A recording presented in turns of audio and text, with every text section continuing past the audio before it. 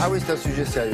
C'est l'actu en plus. Et il y a quelques jours, c'était la journée internationale des infirmières. Alors, c'est une profession, vous le savez probablement, parce que vous avez probablement voté aussi. Quand on fait le palmarès des métiers en France, infirmières, ça arrive quasiment en tête à chaque fois. De la popularité. Voilà, elles sont très respectées et très populaires. Alors, pour la petite histoire, ceux qui arrivent quasiment en dernier, les journalistes. Ah oui, j'aurais dit les agents Les des hommes impôts. politiques, à mon les avis. huissiers, les malheureux. les hommes politiques. Les huissiers, ils en prennent plein la tête aussi. Les hommes politiques. Bon, Alors les sondages, je vous l'ai dit, à 95%, les 95% des Français ont une bonne opinion des infirmières.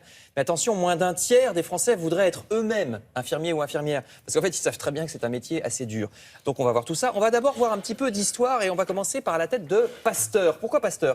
Parce que c'est à la fin du 19e siècle que la médecine devient quelque chose d'enfin un peu scientifique et sérieux. Auparavant, il faut bien avouer que c'était quand même assez empirique. On ne connaissait même pas le fonctionnement des microbes avant Pasteur, c'est-à-dire avant les années 1870. Et donc c'est là aussi que la profession d'infirmière commence à s'organiser de manière un peu scientifique. On passe des bonnes sœurs qui faisaient ce qu'elles pouvaient à quelque chose vraiment de scientifique. Là, c'est en 1898, à la Salpêtrière, que s'ouvre la première école d'infirmières en France. Donc c'est assez récent, hein, ça a à peine plus d'un siècle. Et elles prendront, les infirmières, une part de plus en plus active à la médecine, notamment avec la Première Guerre mondiale. On les retrouve sur le front quasiment, et elles soignent les soldats de la Première Guerre. Leur profession va être de plus en plus reconnue, avec un brevet, des diplômes d'État, ensuite dans les années 40-50, et on arrive progressivement au système actuel avec un concours au niveau bac et 3 ans d'école d'infirmière ensuite. Vous pouvez être infirmière généraliste ou alors il y a 3 spécialités. Vous pouvez être infirmière de bloc opératoire comme ce qu'on voit sur les images, infirmière anesthésiste ou infirmière puéricultrice. C'est les 3 spécialités qui existent.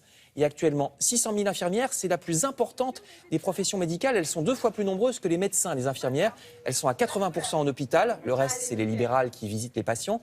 Et elles sont à plus de 80%, 88% des femmes. Il n'y a que 12% d'hommes infirmiers. On en aura de plus en plus besoin avec le vieillissement de la population, des infirmières. L'État augmente d'ailleurs le numerus clausus. Il y a eu une augmentation de moitié des places en école d'infirmière ces 15 dernières années. Mais attention, c'est un métier mal payé. Les Français le savent bien quand ils disent qu'ils ne veulent pas le faire eux-mêmes. Regardez, en moyenne, une Française commence à 1 600 € net par mois. J'ai mis la France en jaune là sur ce schéma. Vous voyez, on est aux 2 tiers, donc plutôt en fin de classement.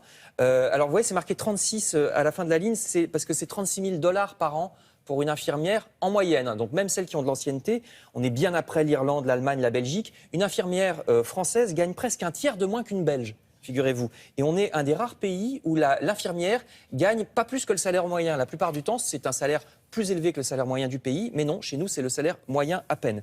Et alors, question charge de travail, on va voir des témoignages. Il y en a souvent dans la presse. Ici, un témoignage d'infirmière dans le Figaro Madame, je crois. Oui, on va le voir tout de suite.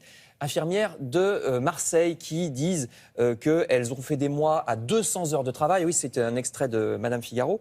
Donc 200 heures de travail dans le mois, ça fait plus de 50 heures, ça fait presque 50 heures par semaine, avec le manque de moyens. Elles prennent parfois leur service à 6 heures du matin et elles finissent qu'à 21 heures parce qu'il y a des absences qui ne sont pas remplacées. Alors ça dépend évidemment beaucoup d'une situation à l'autre et d'un hôpital à l'autre. Mais enfin, c'est pas anodin parce que pour les patients, une étude canadienne a montré que plus l'infirmière est surmenée, plus il y a de mortalité dans le service, ce qui paraît logique. À 5% d'heures supplémentaires, on est déjà à 3% d'augmentation de mortalité dans le service, selon une étude toute récente qui a été faite au Québec. Donc vous voyez, c'est un de ces nombreux métiers qui sont très très populaires, mais qu'on n'aimerait pas forcément faire pour soi-même. Ben là, par exemple, l'équipe de jour, elle a commencé à travailler à cette heure-là. Il est 8h27 Ah oui, passé. depuis un petit donc moment. elles allumaient la télé dans les chambres. Bonjour mesdames. Je croyais que vous parliez de nous, l'équipe de jour. Non, l'équipe de jour, c'est vous aussi. Les affûtés. Ouais. Mais vous êtes parfois même équipe de nuit. Hein. Et c'est ça qui est empiète. dangereux.